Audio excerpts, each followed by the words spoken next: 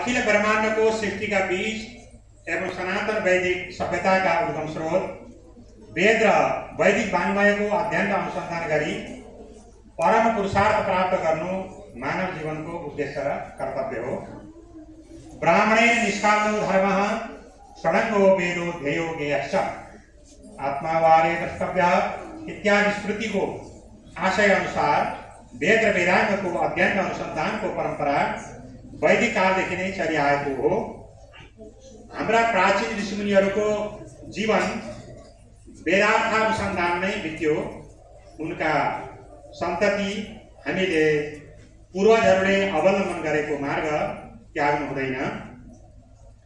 यसै परिप्रेक्ष्यमा सनातन वैदिक संस्कृति सभ्यता धर्म र परम्पराको पुनरुत्थानका लागि ब्रह्मनिष्ठ गुरु छवि प्रकाशानन्दबाट ब्रह्मचर्य दीक्षा ग्रहणपूर्वक ब्रह्म विद्या प्राप्त गरी जीवन समर्पण गर्नुहुने परम तपस्वी राष्ट्रका आध्यात्मिक विभूति संत शिरोमणि राष्ट्रसन्त स्वामी परमानन्द सरस्वतीज्यूले देशमा नयाँ शिक्षा लागू भएर वैदिक परम्पराको धरोहर संस्कृत शिक्षा उजागर्न पार्न सक्ने दूरदर्शितापूर्वक विक्रम सम्वत 2028 मा दिब्रुङको शिखरमा गुल्मी जिल्लाको दिब्रुङको शिखरमा वेद वेदाङ्गको अध्ययन र अनुसन्धानका लागि बीजारोपण गर्नुभएको थियो, जसको फलस्वरूप आज देशका अधिकांश भागमा संस्कृत गुरुकुल सञ्चालन हुनका साथै देवघाट धाममा वैदिक वाङ्मयको केन्द्रको रूपमा उदित भइरहेको छ। अनन्त श्री विभूषित स्वामी सत्यप्रकाशानन्द सरस्वती महाराजका वरद आशीर्वाद प्राप्त गर्नुभएका ब्रह्मलिन स्वामी परमानन्द सरस्वती महाराजको सदिच्छानुरूप वेद र वेदाङ्ग संस्कृत विद्याको आचार्य तहसम्मको अध्ययन अध्यापन वर्तमान पीठाधीश श्रोत्रिय ब्रह्मनिष्ठ श्री गजराज स्वामी ज्ञानानन्द सरस्वती महाराजको कुशल नेतृत्वमा हरिहर सन्यास आश्रममा परमानन्द संस्कृत गुरुकुल विद्यापीठमका माध्यमले भइरहेको छ। यस संस्थाको विधान 2051 दोस्रो संशोधन 2077 परिषद 2 को बमोजिम अनुसन्धान केन्द्रको स्थापना गर्ने भने अनुसार अनुसन्धानात्मक कार्य विद्वत गोष्ठी एवं महत्त्वपूर्ण ग्रन्थ सम्पादन अनुसन्धानमूलक पत्रिका प्रकाशन गर्ने उद्देश्यका साथ 2082 आषाढ 26 गते गुरु पूर्णिमाको दिन परमानन्द वेद विज्ञान अनुसन्धान प्रतिष्ठान नामक संस्थाको परिकल्पना बीजारोपण भएको हो। यो संस्था हरिहर सन्यास आश्रम अन्तर्गत रही आश्रमका उद्देश्यहरूको अनुकूलता भित्र रही अनुसन्धान कार्यमा सक्रिय रहनेछ। यसको सञ्चालनार्थ यो विधान निर्माण गरिएको छ। आश्रम सञ्चालक समितिले यो विधानलाई अनुमोदन गरिसकेपछि यो विधान जारी हुनेछ। यो प्रस्तावनामा हामी सबै आश्रमकै नाकातमा रहेर यो काम गर्ने कुरा यो विधानले भन्छ। र यसमा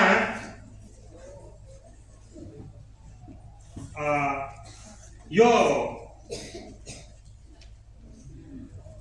वेद विज्ञान अनुसन्धानका केही विशिष्ट महनीय व्यक्तित्वहरू यहाँ आउनुभएको छ। म यो नामावली उच्चारण गर्न सम्मति चाहन्छु। प्रधान संरक्षक श्रोत्रिय ब्रह्मनिष्ठ श्री गजराज स्वामी ज्ञानानन्द सरस्वती महाराज, जो हामी पावन सानिध्य प्राप्त गरिरहेका छौँ। संरक्षक श्री गजराज स्वामी विवेकानन्द सरस्वती महाराज, दुर्गा वैदिक परमानन्द सन्यास आश्रम न्यायिक आश्रमाधिपति, यस आश्रमको उपाध्यक्ष रहनुभएको कुरा यहाँ गर्न चाहन्छु।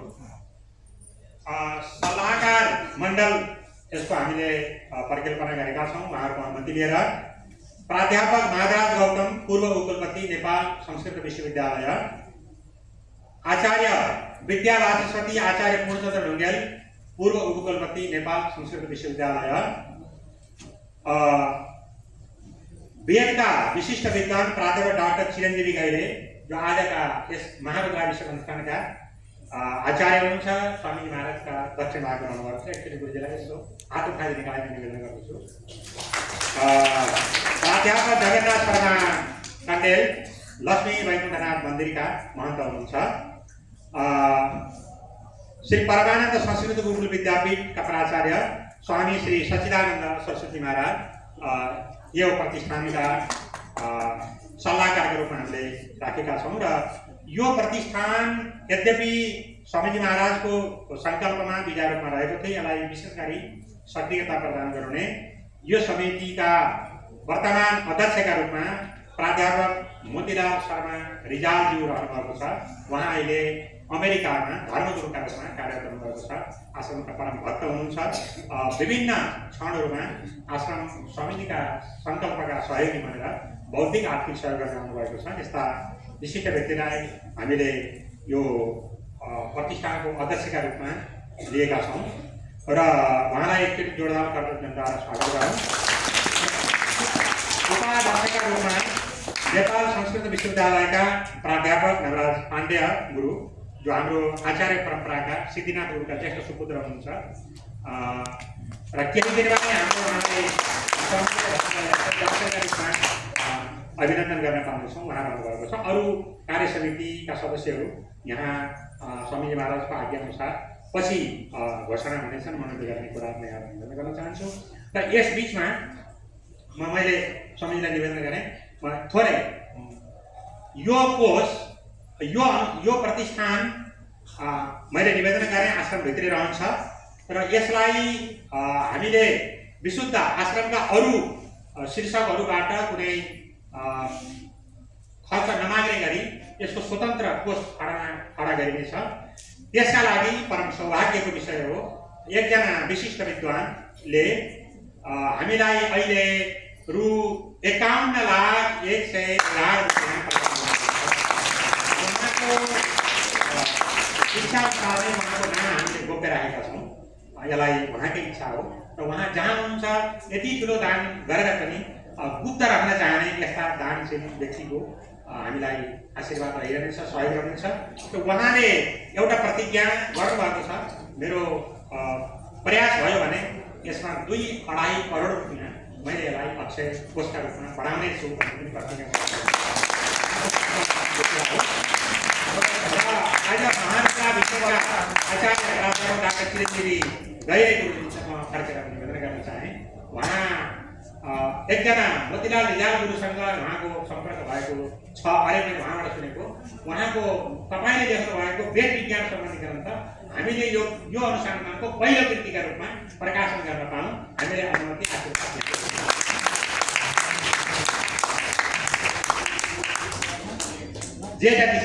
जे जति छ यो वेद विज्ञान प्रतिष्ठान रहेको र मोतीलाल गुरुजी मार्फत नै उहाँ जस्तो योग्य विद्वानलाई हामीले स्वामीजीहरूलाई यो विद्युत मण्डली पनि हुनुभएको हुनाले यहाँकै कृतिबाट यो ग्रन्थ यो प्रतिष्ठानको पहिलो कृतिका रूपमा अगाडि बढ्न सकौँ। हामीलाई आशीर्वाद अवश्य धन्यवाद।